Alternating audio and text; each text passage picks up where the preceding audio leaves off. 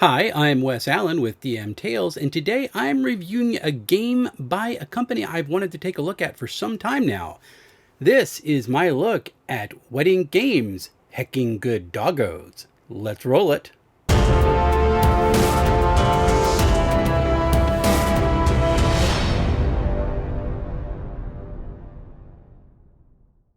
I picked up Heckin Good Doggos at PAX Unplugged in 2023 and have been waiting for an opportunity to get it into my read review queue.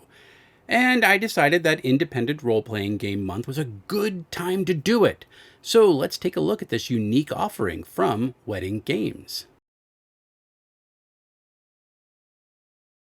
Each doggo comes from one of four archetypal canine breeds: cute, friendly, big, or fast. It's up to the players to determine what actual breed their doggo is and how their stats reflect that. The archetype is there for the most part to guide the way a player builds their doggo. But there is one mechanical distinction granted by the archetype. Once per session, it allows a player to play a specific bonus card during a conflict, and more about conflicts in a bit. There are also three attributes in the game: brawn, smarts, and guts, and the players have 10 points to distribute between them. The attributes serve a couple of functions in the game. First, they act as the doggo's health pool, so anytime they take damage in a conflict, it's going to come from their different stats. And second, they act as a resource pool to manipulate skill checks, and we'll talk about more of those in a bit as well. Each of the attributes is linked to 3 skills, yielding 9 total in the game. During character creation, players are able to give out 3 skill points to these different skills. And that might sound rather skimpy, but more points are going to be awarded to the doggos as they complete adventures. How and when these are given out, however, is not spelled out in the rulebook. It is left up to the table. During character creation, players also need to create their doggo's best friend. Doggos see their relationship with their best friend in terms of both their bond and how they help their best friend get through life in some small way. A doggo then might be bonded to their best friend via devotion and help their best friend by guarding their friend's home. While a doggo's best friend tends to be a single human, players are free to choose other concepts for their doggo's best friend as well. A doggo can be best friends with an organization, a human family, or even other dogs if they want. Having a human best friend also doesn't mean the doggo is a pet. They may not have a set home, but still be bonded to humans that they trust. The core mechanic of Heckin Good Doggos is the skill check, which uses d6s.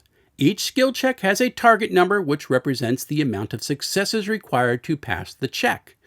When a skill check is called for, the GM will set a target number and the player will roll dice equal to their current score in the applicable skill. Players are, however, able to manipulate the rolls by using their attribute scores. They may do this both before and after the roll, but they can only make a number of manipulations equal to the attribute score that is connected to the skill that is called for in the check. So before players roll, they may spend attributes in 2 ways. First, they may gain a temporary skill. This gives them access to improving rolls. However, this also gives them no dice in that skill. To do that, they're going to have to spend attribute points to gain a die for that roll equal to each point spent. And then after the player's roll, they may continue to manipulate the roll by spending any remaining attribute points in 2 additional ways. First, they may add a single pip to a die. So you're not spending 7 or 8 points just to succeed in a check. You can add 1 single pip, and they may also re-roll any number of dice they choose, but they have to keep the new result. On any given roll, dice showing a 5 or a 6 are successes. Now, the system is pretty simple, but it could use just a little bit more explanation for clarity. It took me until I was halfway through this review, for example, to understand that buying a temporary skill did not give a player a dice to roll in that skill. And until I grasped that fact, which was difficult because I assumed that gaining a skill would mean getting a die to roll for that check, the examples of play that are in the book left me a little bit confused. A bit more detail in either the rules section or the example of play about how buying temporary skills work would help make things a little bit easier to grasp. As part of play, Heckin Good Doggos utilizes a standard playing card deck with jokers left in. Jokers are wild in this game. They can be used for any sort of resolution.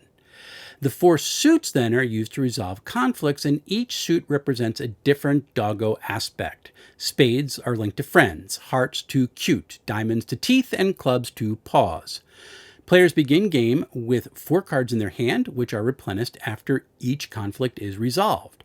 When a conflict happens, the GM will list what suit and how many cards of that suit must be played in order to succeed. Each conflict can also have more than one solution, which requires a different suit to be played depending on what actions the table decides to take. Trying to sweet talk a rival pack in order to let the player's pack pass through their territory, for example, may take 5 hearts, that is, friends, because they've had some recent run-in with feral animals and they're on guard. But on the other hand, intimidating that rival pack may only take 2 diamonds using their teeth, because the rival pack is still smarting and its morale is low. Although if the pack decides to take that route, the other pack may also become more adversarial in the future as a result. I like the dynamic there.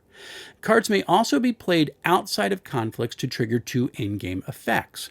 First, a card may be played to give an automatic success on a skill check if the suit played is compatible with the skill being checked. Second, any card may be played to give a character a point of healing on a 1-to-1 basis after a conflict. Players have to be careful with using cards outside of conflicts, however, because they still have to wait until a scene ends in order to replenish their hand. If a conflict happens before they're able to do so, their pack's going to be at a disadvantage the next time a conflict happens. Now, to tell you the truth, I'm on the fence with the card mechanic a little bit. On one hand, it opens up some new narrative paths that a table may use to resolve conflicts, and I do like that. It leans into the story aspect of the game, and it makes it less dependent on the dice while still having some element of skill and chance that you need to rely on. But on the other hand, if players draw bad hands before a conflict even happens, the results can be set even before it begins because, well, the party doesn't have the cards to succeed. At least dice offer some randomness at the moment that they are put into play, whereas cards, it's pretty much set at the start of the conflict. Now, I'm intrigued by this design, however, so I'd like to give it a chance to win me over. I'm skeptical, but like I said, having different paths set before you that you can use to narratively resolve the conflict, that does interest me, so it's something that I do want to try out. One of the more interesting aspects of Heckin Good Doggos is the method used to describe the world from a dog's point of view. They do this by telling stories. See, most examples of play in TTRPG books have to communicate to the players how the mechanics of the game work at the table. But the narrative of Heckin Good Doggos, they're designed as aids which show a player how to think like completely different creatures. I do like this. There are 2 separate narratives in the book. The first, A Festival of Friends, is broken into 2 parts and explores the myths that dogs use to guide their perception of the world. The second, A Night at the Pound, is a nice example of how Heckin Good Doggos might play out in an adventure, including how different animals might interact with one another. It's pretty cool. In addition to the narratives, there are also guidelines for the GM and other players to set up a neighborhood and set the guidelines for the Doggos pack. Page 57 also has a 5-column table the GM can use to roll up a random adventure by rolling d6s for each column, which creates a framework. Rolling a 5, 2, 3, 4, 4, for example, returns the result. The local cat went downtown while the alley raccoon became a new friend. From there, a GM can create 2 new NPCs, the cat and the raccoon, and put in a hook about why and how the cat's departure would allow this new friendship to form. You might have guessed that the stakes for adventures in Heckin Good Doggos are not very high. They're not meant to be. They're dogs. They're not saving the world. They're just dogs doing dog things. Now, further GM advice in the game appears in callouts entitled Professor Spot's Bones of Wisdom. These offer practical advice for GMs about running the game and often serve as further reflections on nearby body text. These are really well done, and I do recommend that you don't skip them while you're reading through the book.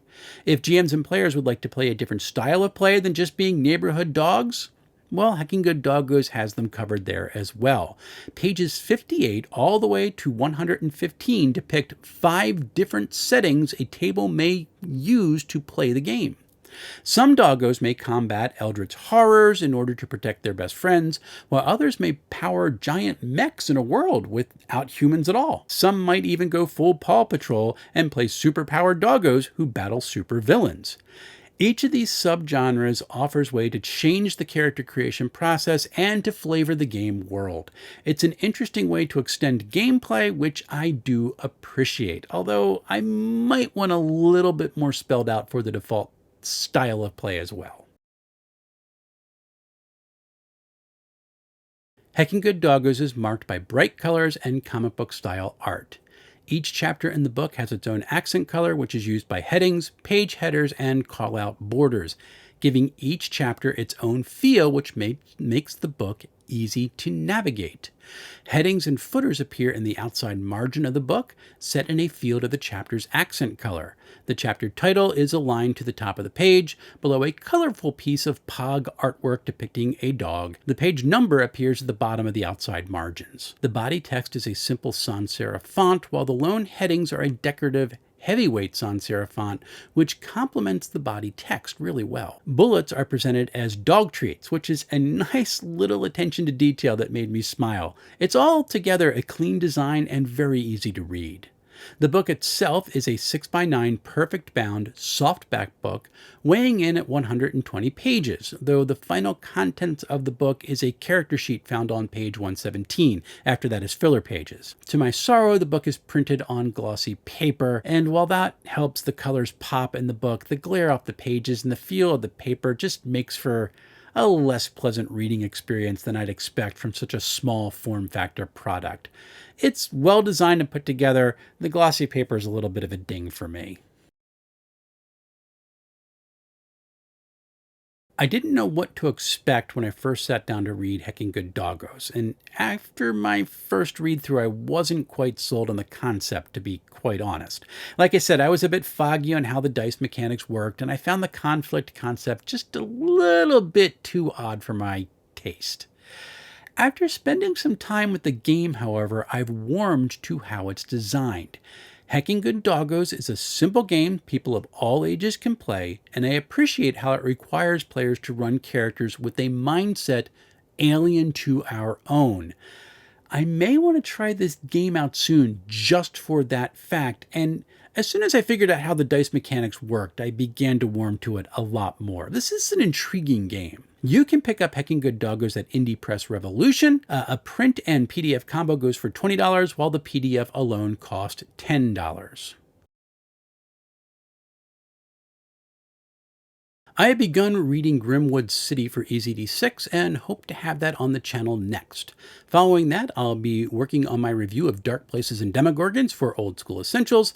This will extend my Indie RPG month offerings to August, but I'm actually okay with that. That's going to be a lot of fun. Once those reviews are completed, I'm going to be starting through my look at the latest edition of Pendragon, which is my first Chaosium game ever. I've paged through the book a little bit. It looks beautiful, so I'm really excited to delve into this one. This week, I'm hoping to have someone on from Monty Cook Games on Wednesday to talk about their crowdfunding campaign for a new streaming service called Moonbeam, which I may be doing some streaming on when it launches. And on August 9th, I'll be chatting with Ron from Philly Area Gaming Expo to chat about the convention and what all goes into planning a successful one. After that, Dave Ward from Grimwood Games is going to be coming on to talk about his upcoming crowdfunding for Ironbound, an urban fantasy game that has a lot going for it. I'm looking forward to seeing everyone at all of those different live streams. So there is a lot coming up, and I am excited to share it with all of you. But until we see each other again, folks, happy playing, everyone.